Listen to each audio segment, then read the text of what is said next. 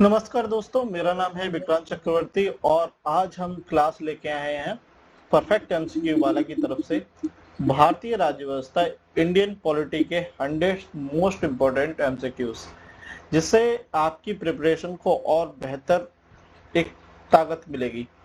ठीक है, तो ये पार्ट फर्स्ट है। 100 एमसीक्यूज कंप्लीट कराए जाएंगे। परफेक्ट एमसीक्यूज को सब्सक्राइब कर लीजिए। परफेक्ट एमसीक्यू का सिर्फ एक ही मोटिव है, आप स्टडी कहीं भी करते रहें, किसी से भी पढ़ते रहें। अगर जब तक आप प्रैक्टिस नहीं करेंगे, आपकी स्टडी बेहतर नहीं होगी। ये मैं लिख के दे रहा हूँ, आपको करना ही पड़ेगा, आपको एमसीक्यूज लगाने ही पड़ेंगे। ये बेड़ा हमने उठाया है और हमारी संस्थान ने उठाया है, तो आप सब्सक्राइब करके जुड़ जाइए। आने वाले हर सब्जेक्ट के एमसीक्यूज, बेस्ट एमसीक्यूज आपको प्रोवाइड कराए जाएंगे। आने वाले समय में हम टेस्ट सीरीज भी शुरू करने वाले हैं, तो आपको टेस्ट सीरीज भी मिलेंगी लगातार। ठीक है, तो सब्सक्राइब कर लीजिए चैनल को। ठीक है, शुरू करते हैं। जैसे अगर देखें, ये अपना पहला एमसीक्यू जो कि रेगुलेटिंग एक्ट 1773 के एक्ट पर आया हुआ है। इसमें कहा है कि इसने बंगाल के गवर्नर को गवर्नर जनरल में परिवर्तित कर दिया। ये बात बिल्कुल सही है कि वहाँ जो उसकी पोस्ट होती थी, जैसे आजकल आप देख रहे होंगे सरकार जगहों के नाम बदल रही है और पोस्ट के नाम भी बदल जाते हैं, तो इस तरीके से इसने रेगुलेटिंग एक्ट ने 1773 में बंगाल के गवर्नर को गवर्नर जनरल बना दिया। इसने पहली बार ब्रिटिश संसद के नियंत्रण को कंपनी के प्रशासन पर स्थापित किया। अब क्या हो गया यहाँ पर कि ब्रिटिश संसद जो थी, जो लंदन में बैठे हुए थे, ब्रिटेन में थे, वो संसद के थ्रू अब क्या है, प्रशासन रेगुलेट होगा। इसने मद्रास और बॉम्बे बंगाल के अधीन कर दिया। मतलब उस टाइम जो बंगाल प्रेसिडेंसी थी, मद्रास प्रेसिडेंसी थी और बॉम्बे प्रेसिडेंसी थी, तो मद्रास और बॉम्बे को बंगाल प्रेसिडेंसी के अधीन कर दिया। ठीक है, ये बात भी सत्य है, सही है। इसने सुप्रीम कोर्ट की स्थापना का प्रावधान किया। ठीक है, इसमें सुप्रीम कोर्ट की स्थापना की और उसकी इलाहाबाद में सुप्रीम कोर्ट की स्थापना होती है पहली बार। तो बंगाल में सॉरी, माफ करना, बंगाल में। ठीक है, कोलकाता में। तो इसमें डी आपका स्टेटमेंट सही है। रेगुलेटिंग एक्ट 1773, आइए व्याख्या देख लेते हैं। रेगुलेटिंग एक्ट 1773 भारतीय संवैधानिक विकास की शुरुआत माना जाता है। इस अधिनियम ने बंगाल के गवर्नर को गवर्नर जनरल बनाया। वॉरेन हेस्टिंग, इस बात को याद रखिए, वॉरेन हेस्टिंग जो थे वो पहले गवर्नर बने। मद्रास और बॉम्बे को बंगाल के अधीन किया गया। यह केंद्रीकरण की शुरुआत थी। इस तरीके से मतलब सरकार ये चाह रही थी कि सारी शक्ति जो है, प्रशासन की शक्ति है, वो उसका केंद्रीकरण किया जा सके। पहली बार ब्रिटिश संसद ने कंपनी पर नियंत्रण स्थापित किया, यही मुख्य उद्देश्य था। साथ ही कलकत्ता में सुप्रीम कोर्ट की स्थापना का प्रावधान किया गया। 1774 में स्थापित भी हुआ सुप्रीम कोर्ट। ठीक है, अब यहाँ पर हम देखते हैं कि परीक्षार्थी को किस तरीके से परीक्षक जो है वो फंसाता है। परीक्षा में ट्रैप ये होता है कि सुप्रीम कोर्ट को 1784 का 1784 पिट्स इंडिया एक्ट जो था उससे जोड़कर आपको दिखा दिया जाता है, जो कि गलत है। ठीक है, सेकंड क्वेश्चन देखते हैं। निम्नलिखित में से कौन सा रेगुलेटिंग एक्ट का परिणाम नहीं है, रिजल्ट नहीं है? कंपनी के अधिकारियों पर भ्रष्टाचार नियंत्रण इसलिए लाया गया था। निदेशक मंडल के कार्यकाल को 1 वर्ष कर दिया गया। सुप्रीम कोर्ट की स्थापना की गई, ये किया गया। गवर्नर जनरल की परिषद का गठन हुआ, ये भी हुआ। बट निदेशक मंडल का कार्यकाल 1 वर्ष का नहीं, 4 वर्ष का कर दिया गया था। अभी चलिए व्याख्या देख लेते हैं। रेगुलेटिंग एक्ट 1773 ने कंपनी प्रशासन को नियंत्रित करने के लिए कई प्रावधान किए। गवर्नर जनरल की परिषद 4 सदस्यीय थी। सुप्रीम कोर्ट और कंपनी अधिकारियों के निजी व्यापार पर प्रतिबंध लगा। लेकिन निदेशक मंडल का कार्यकाल 1 वर्ष नहीं किया गया था, बल्कि 4 वर्ष 4 ईयर कर दिया गया था। आपको 4 ही क्लियर नहीं दिख रहा होगा, इसलिए इसको थोड़ा साफ कर देते हैं। तो इसका कार्यकाल जो है वो 4 ईयर्स किया गया था। 1/4 सदस्य रिटायर होते थे। और ये मैथफुल ट्रैप है यहाँ पर, क्योंकि कई छात्र कार्यकाल को कम मान लेते हैं, इसलिए बी सही कर देते हैं, बट ऐसा नहीं है। ठीक है, 4 वर्ष कार्यकाल था। आगे देखते हैं। पिट्स इंडिया एक्ट 1784 के संबंध में 1784 के संबंध में निम्न कथन पर विचार करें। इसने द्वैध शासन प्रणाली स्थापित की, इसने बोर्ड ऑफ कंट्रोल की स्थापना की, कंपनी का व्यापारिक कार्य समाप्त कर दिया गया। कि इसमें अभी सीधी सी बात कर रहा है, स्टेटमेंट थोड़ा फास्ट फॉरवर्ड लग रहा है, एकदम सीधा लग रहा है कि कंपनी का व्यापारिक कार्य समाप्त कर दिया, और 1784 में ऐसा नहीं है, उस टाइम ऐसा नहीं हुआ था। ब्रिटिश सरकार को पूर्ण नियंत्रण मिला। तो यहाँ पर स्टेटमेंट तुम्हारा 1, 2 और 4 सही है, ठीक है, बट थर्ड जो है ये कंपनी को कंपनी का व्यापारिक कार्य समाप्त कर दिए, ये बात सही नहीं है। पिट्स इंडिया एक्ट 1784 ने द्वैध नियंत्रण ड्यूअल कंट्रोल स्थापित किया, और डॉक्टर कोर्ट ऑफ डायरेक्टर और बोर्ड ऑफ कंट्रोल को नियंत्रित किया। कंपनी का व्यापार समाप्त नहीं हुआ था, वह 1813 और 1833 में धीरे धीरे समाप्त हुई, इसलिए कथन 3 गलत है। ठीक है, ये से नहीं कि एकदम ही समाप्त कर दिया। ब्रिटिश सरकार का वास्तविक नियंत्रण स्थापित हो गया, और इसीलिए कथन 4 सही है। परीक्षा में ट्रैप रहता है कि पूर्ण नियंत्रण शब्द से भ्रम होता है, परंतु राजनीतिक नियंत्रण वास्तव में ब्रिटिश सरकार के पास चला गया था। ठीक है, तो यहाँ पे आपके स्टेटमेंट बी ऑप्शन सही है। कालक्रम अगर देखते हैं, पिट्स इंडिया एक्ट 1784 में आता है, वहीं अगर रेगुलेटिंग एक्ट की बात करें तो 1773 में, चार्टर एक्ट 1813 और चार्टर एक्ट 1833। तो यहाँ पर आपका ऑप्शन ए ठीक हो जाएगा। ठीक है, regulating act 1773, Pitt's India act 1784, charter act 1813, charter act 1833, इसलिए क्रम से 2, 1, 3, 4 ठीक रहे हैं। यहाँ पर अगर ट्रैप की बात करें तो 1813 और 1833 उल्टे कर दिए जाते हैं। ज्यादातर क्या होता है, इनको उल्टे कर दिया जाता है और उनके प्रावधानों के साथ। ध्यान रखें कि 1813 ने व्यापारिक एकाधिकार समाप्त किया, जबकि 1833 ने कंपनी को केवल प्रशासनिक संस्था बना दिया। क्रोनोलॉजी प्रश्न में वर्ष याद रखना जरूरी नहीं है, लेकिन अवधारणा यह है कि क्रम याद रखें। ठीक है जी, इस डेट को किया गया, ये ज्यादातर नहीं पूछा जाता है, ये पीसीएस लेवल पे तो आ जाते हैं इस तरह के क्वेश्चन। चलिए आगे देखते हैं। चार्टर एक्ट 1813 की अगर बात करते हैं, कथन पर विचार करते हैं, कंपनी का व्यापारिक एकाधिकार समाप्त किया गया, मिशनरियों को भारत आने के लिए अनुमति दी गई, शिक्षा के लिए 1 लाख रुपए का प्रावधान किया गया, कंपनी को चीन व्यापार भी समाप्त कर दिया गया। तो यहाँ पर ऑप्शन तुम्हारे 1, 2, 3 सही है, चौथा ऑप्शन सही नहीं है। चार्टर व्याख्या देखें, चार्टर एक्ट 1813 ने ईस्ट इंडिया कंपनी का भारतीय व्यापारिक एकाधिकार समाप्त किया, लेकिन चीन व्यापार, चाय व्यापार जारी रहा, इसलिए कथन 4 गलत है। मिशनरियों को भारत में प्रचार की अनुमति दी गई, मिशनरी मतलब ईसाईयत को बढ़ावा देने के लिए। महत्वपूर्ण तथ्य, पहली बार शिक्षा के लिए 1 लाख रुपए का प्रावधान किया गया, यह भी महत्वपूर्ण परीक्षा ट्रैप है। कई छात्र मान लेते हैं कि 1813 ने पूरी तरह व्यापार समाप्त किया, जबकि चीन व्यापार 1833 तक चीन व्यापार 1833 तक जारी रहा। ठीक है, ये बात याद रखना। निम्नलिखित कथनों पर विचार करें। चार्टर एक्ट 1833 के संबंध में, बंगाल के गवर्नर जनरल को भारत का गवर्नर जनरल बनाया गया, कंपनी के व्यापारिक कार्य समाप्त कर दिए गए, विधायी शक्ति का केंद्रीकरण किया गया, भारतीयों को बिना भेदभाव के सरकारी सेवा का अवसर देने की घोषणा की गई। तो इसमें चारों स्टेटमेंट आपके सही हो जाते हैं। चार्टर एक्ट 1833 सबसे महत्वपूर्ण संवैधानिक मोड़ था।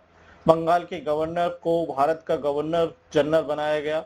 लॉर्ड विलियम बेंटिक, याद रखना, लॉर्ड विलियम बेंटिक भारत का पहला गवर्नर जनरल था। कंपनी का व्यापार पूरी तरह समाप्त कर दिया गया। ये वो एक्ट है, चार्टर एक्ट है, जब कंपनी का व्यापार पूरी तरीके से समाप्त हो रहा है 1833 में। वह केवल प्रशासनिक संस्था रह गई। विधायी शक्ति का केंद्रीकरण किया गया। मद्रास बॉम्बे की विधायी शक्ति खत्म हुई। साथ ही पहली बार कहा गया कि धर्म, नस्ल, जन्म के आधार पर सरकारी सेवा से वंचित नहीं किया जाएगा। यहीं पर ट्रैप रहता है कि छात्र इसे 1858 के बाद जोड़ते हैं। वो सोचते हैं कि 1857 की क्रांति हुई, उसके बाद ये सारी चीजें आई होंगी, बट ऐसा नहीं। 1833 में ही ये बदलाव आने शुरू हो गए थे। नेक्स्ट क्वेश्चन देखते हैं। इसने चार्टर 1833 के संदर्भ में ये क्वेश्चन है। इसने भारत में विधि संहिता निर्माण का प्रावधान किया। प्रथम विधि आयोग की स्थापना इसी अधिनियम के अंतर्गत हुई। लॉर्ड मैकॉले प्रथम विधि आयोग के अध्यक्ष बने। इस अधिनियम ने संघीय ढांचे की शुरुआत की। तो इसमें स्टेटमेंट तुम्हारा 1, 2, 3 सही है, बट इस अधिनियम ने संघीय ढांचे की शुरुआत की, ये स्टेटमेंट सही नहीं है। आइए व्याख्या देख लें। चार्टर एक्ट 1833 ने भारत में विधि संहिताकरण की प्रक्रिया शुरू की। इसके तहत प्रथम विधि आयोग का गठन किया गया। लॉर्ड मैकॉले इसके अध्यक्ष बने। इसी आयोग ने आईपीसी जैसी संहिता का आधार तैयार किया। लेकिन एक बात देखिए कि लेकिन संहिता जो संघीय ढांचा होता है, फेडरल स्ट्रक्चर जो होता है, 1833 में नहीं आया, बल्कि वह पूर्ण केंद्रीकरण का अधिनियम था। संघीय तत्व 1919 और 1935 के अधिनियम में विकसित हुए। परीक्षा ट्रैप यही रहता है कि संहिताकरण देखकर छात्र 1853 मान लेते हैं, पर ध्यान रखें कि 1833 ने शुरुआत की, बट 1853 ने विस्तार दिया। ठीक है। नेक्स्ट क्वेश्चन 1853 के संदर्भ में, यह कंपनी का अंतिम चार्टर एक्ट था। 1853 एक कंपनी के में विचार करें, 1853 के कंपनी का अंतिम चार्टर्ड एक्ट था। विधायी और कार्यकारी कार्यों का पृथक्करण किया गया। सिविल सेवा में खुली प्रतियोगिता का सिद्धांत अपनाया गया। भारतीयों को पहली बार विधि परिषद में प्रतिनिधित्व मिला। तो इसमें स्टेटमेंट 1, 2, 3 सही है, चौथा स्टेटमेंट सही नहीं है आपका। तो वहां देखते हैं, व्याख्या देखते हैं कि चार्टर एक्ट 1853 कंपनी शासन का अंतिम चार्टर एक्ट था। इसने विधायी और कार्यकारी कार्यों को अलग किया। गवर्नर जनरल की परिषद में विधायी सदस्य जोड़े गए। सिविल सेवा में खुली प्रतियोगिता की व्यवस्था का मार्ग प्रशस्त किया गया।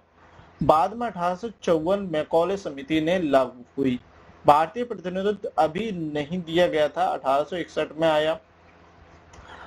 ठीक है। परीक्षा ट्रैप यहाँ ये रहता है कि 1853 में भारतीय प्रतिनिधित्व मान लेते हैं। ऐसा नहीं है कि 1854 मैकॉले समिति ने शुरू किया, लेकिन भारतीय प्रतिनिधित्व अभी नहीं दिया गया था। ठीक है। नेक्स्ट क्वेश्चन देखते हैं। हाँ, एक जरूरी बात आपसे करनी है कि लेखपाल भर्ती 2026 की टेस्ट सीरीज लॉन्च हो रही है, जिसमें लगभग 12 टेस्ट होंगे। परफेक्ट एमसीक्यू के द्वारा निकाले जा रहे हैं। चैनल आप ज्वाइन कर लीजिए, सब्सक्राइब कर लीजिए, और ये टेलीग्राम ज्वाइन कर लीजिए, टेलीग्राम ग्रुप ज्वाइन कर लीजिए, क्योंकि आपको टेलीग्राम पर टेस्ट सीरीज मिल जाएगी और एक्सप्लेनेशन आपको यूट्यूब चैनल पर मिलेगा। ध्यान से कर लीजिए। ठीक है। चलिए आगे बढ़ते हैं। निम्नलिखित में से कौन सा 1858 भारत शासन अधिनियम का परिणाम था? कंपनी शासन समाप्त, भारत सचिव का पद, वायसराय के पद की स्थापना की गई। उपरोक्त सभी, तो दो सभी है इसमें। व्याख्या देखते हैं। भारत शासन अधिनियम 1858 ने ईस्ट इंडिया कंपनी का शासन समाप्त कर भारत को सीधे ब्रिटेन क्राउन के अधीन कर दिया। भारत सचिव का पद बनाया गया और 15 सदस्यीय परिषद भी बनी। गवर्नर जनरल को वायसराय भी कहा जाने लगा। लॉर्ड कैनिंग पहले वायसराय बने। भारतीय परीक्षा में ट्रैप क्या रहता है कि कई छात्र सोचते हैं कि वायसराय पद अलग अधिनियम से आया, लेकिन जबकि 1858 से ही जुड़ा था, वायसराय कहा जाने लगा था। यही अधिनियम भारतीय संविधान के विकास में कंपनी के क्राउन शासन का भी संक्रमण बिंदु है। निम्नलिखित कथनों पर विचार करें। भारत शासन अधिनियम 1858 के बारे में। बोर्ड ऑफ कंट्रोल समाप्त किया गया। बोर्ड ऑफ डायरेक्टर्स समाप्त किया गया। भारतीय सचिव ब्रिटिश कैबिनेट का सदस्य था। भारतीय सचिव संसद के प्रति उत्तरदायी था। तो यहीं पर हम देखते हैं कि इस उत्तरदायी था, ये बात भी सही है। तो चारों ऑप्शन तुम्हारे सही रहते हैं। तो व्याख्या देख लेता हूँ। 1858 के अधिनियम ने कंपनी का शासन समाप्त किया और इसके साथ court of directors and board of control दोनों समाप्त कर दिए गए। भारत सचिव को वास्तविक शक्ति मिली और वह ब्रिटिश कैबिनेट का सदस्य था। वह संसद के प्रति उत्तरदायी था, इसलिए ब्रिटिश संसद का नियंत्रण मजबूत हुआ। परीक्षा में ट्रैप क्या रहता है कि कई छात्र मानते हैं कि परिषद शक्तिशाली थी, वास्तव में भारत सचिव ही शक्तिशाली था, ऐसा नहीं है। ठीक है, ऐसा बिल्कुल भी नहीं है। चलिए ऊपर देखते हैं। निम्नलिखित में 1861 के बारे में बात करते हैं। इस अधिनियम ने विधायी केंद्रीकरण की शुरुआत की, प्रांतीय विधान परिषदों की पुनर्स्थापना की, रिस्टेबलाइज किया, गवर्नर जनरल को अध्यादेश जारी करने की शक्ति दी गई, भारतीयों को पहली बार विधि परिषद में नामित किया गया। इसमें आपके चारों स्टेटमेंट सही हो जाएंगे। व्याख्या देखते हैं। भारतीय परिषद अधिनियम 1861 ने 1833 के केंद्रीकरण को आंशिक रूप से समाप्त करते हुए विकेंद्रीकरण की शुरुआत की। बॉम्बे और मद्रास को विधि शक्तियां वापस दी गई। गवर्नर जनरल को आदेश जारी करने की शक्ति दी गई। आपात स्थिति में 6 महीने तक लागू रहता था। पहली बार भारतीयों को नामित किया गया, जैसे राजा बनारस, महाराजा पटियाला आदि लोगों को। परीक्षा ट्रैप ये रहता है कि प्रतिनिधित्व 1892 में शुरू हुआ, परंतु नामांकन 1861 में ही शुरू हो गया था। ठीक है, याद रखना। भारतीय परिषद अधिनियम 1892 की अगर हम बात करते हैं, 1892 की बात करते हैं, तो हम देखेंगे कि अप्रत्यक्ष चुनाव की शुरुआत हुई, बजट पर चर्चा की अनुमति दी गई, पूरक प्रश्न पूछने का अधिकार दिया गया, गैर सरकारी सदस्यों की संख्या बढ़ाई गई। तो इसमें स्टेटमेंट तुम्हारा ए सही हो जाए, ऑप्शन ए सही हो जाएगा। स्टेटमेंट 3 आपका गलत हो जाएगा। पूरक प्रश्न पूछने का अधिकार दिया गया, ऐसा नहीं है। 1892 अधिनियम ने अप्रत्यक्ष चुनाव की शुरुआत की, हालांकि इसे नामांकन ही कहा गया। बजट पर चर्चा की अनुमति दी गई, लेकिन मतदान का अधिकार नहीं दिया गया। पूरक प्रश्न पूछने की अनुमति नहीं थी, यह 1909 में आया। ठीक है। गैर सरकारी सदस्यों की संख्या बढ़ाई गई। परीक्षा ट्रैप ये रहता है कि 1892 में प्रश्न पूछने की पूर्ण शक्ति मान लेते हैं, बट 1892 में ऐसा नहीं था, जबकि सीमित चर्चा ही थी। ठीक है। नेक्स्ट, निम्नलिखित कथनों पर विचार करें कि भारतीय परिषद अधिनियम 1909 के बारे में। पृथक निर्वाचन मंडल की शुरुआत होती है, मुसलमानों को पृथक प्रतिनिधित्व दिया गया, विधायी परिषदों में गैर सरकारी बहुमत स्थापित किया गया, सदस्यों को पूरक प्रश्न पूछने का अधिकार मिला। इसमें स्टेटमेंट तुम्हारा 1, 2, 4 सही है, तीसरा सही नहीं है कि विधायी परिषदों में गैर सरकारी बहुमत स्थापित किया गया। भारतीय परिषद अधिनियम 1909 मार्लियामेंटो सुधार इसको बोला जाता है। 1909 का जो अधिनियम था उसको मार्लियामेंटो सुधार के नाम से भी जाना जाता है, ने पहली बार पृथक निर्वाचन मंडल की शुरुआत की और मुसलमानों को अलग प्रतिनिधित्व दिया। इससे सांप्रदायिक राजनीति को संस्थागत रूप मिला। सदस्यों को पूरक प्रश्न पूछने की अनुमति भी मिल गई। 1892 से अधिक शक्तिशाली व्यवस्था थी ये, लेकिन गैर सरकारी बहुमत स्थापित नहीं किया गया। ये याद रखना, गैर सरकारी बहुमत स्थापित नहीं किया गया। केंद्रीय विधान परिषद में आधिकारिक बहुमत बना रहा।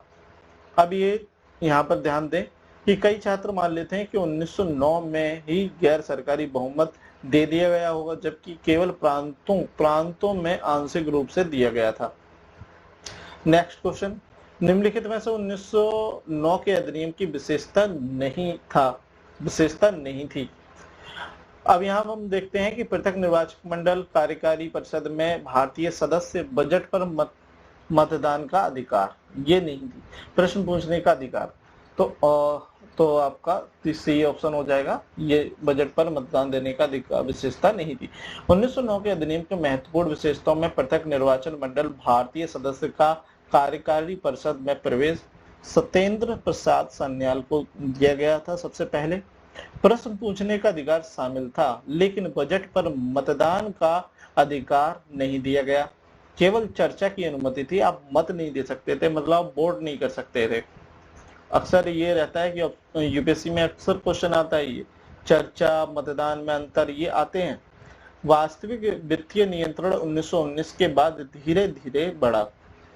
ठीक है, चीजें धीरे धीरे होती हैं। जैसे प्रश्न अगर 15 देखें कि भारत सरकार अधिनियम 1919 के बारे में द्वैत शासन प्रणाली लागू की गई, केंद्र में द्विसदनीय विधायिका स्थापित की गई, पृथक निर्वाचन का विस्तार किया गया, उत्तरदायी शासन प्रांतों में लागू किया गया। तो स्टेटमेंट तुम्हारा 1 2 3 सही है, बट ये प्रांतों में यहाँ पर लागू किया गया, ये नहीं था, केंद्र में लागू हो गया था। व्याख्या देखते हैं। भारत सरकार अधिनियम 1919 में मॉन्टेग्यू चेम्सफोर्ड सुधार इसको कहा जाता है, ने प्रांतों में द्वैत शासन लागू किया। आरक्षित और हस्तांतरित विषय, इसमें विषयों को 2 भागों में बांटा गया था, कुछ आरक्षित विषय थे, कुछ हस्तांतरित विषय थे। आरक्षित विषय वो थे जिसमें जो भी भारतीय थे वो हस्तक्षेप नहीं कर सकते थे। आगे, केंद्र में द्विसदनीय विधानमंडल स्थापित किया गया, जबकि परिषद और केंद्रीय विधानसभा पृथक निर्वाचन का विस्तार सिख यूरोपीय आदि तक किया गया, लेकिन पूर्ण उत्तरदायी शासन लागू नहीं हुआ। गवर्नर के पास व्यापक शक्तियां रहीं। यही ट्रैप है कि 1919 को उत्तरदायी शासन मान लेते हैं परीक्षार्थी, और वास्तविक उत्तरदायी शासन 1935 में मिलता है। 16 क्वेश्चन देखें अगर हम, द्वैत शासन डायरकी किसमें लागू हुई?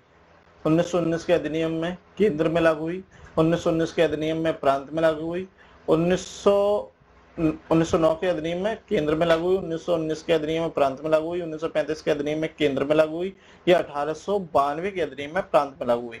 तो बी स्टेटमेंट आपका सही रहेगा कि 1919 का अधिनियम के तहत प्रांतों में लागू किया गया था इसको। द्वैत शासन 1919 के अधिनियम के तहत केवल प्रांतों में लागू किया गया। विषय 2 भागों में बांटे गए, आरक्षित विषय था, एक हस्तांतरित विषय था। यह व्यवस्था असफल रही क्योंकि वित्त, पुलिस और महत्वपूर्ण विषय आरक्षित रहे।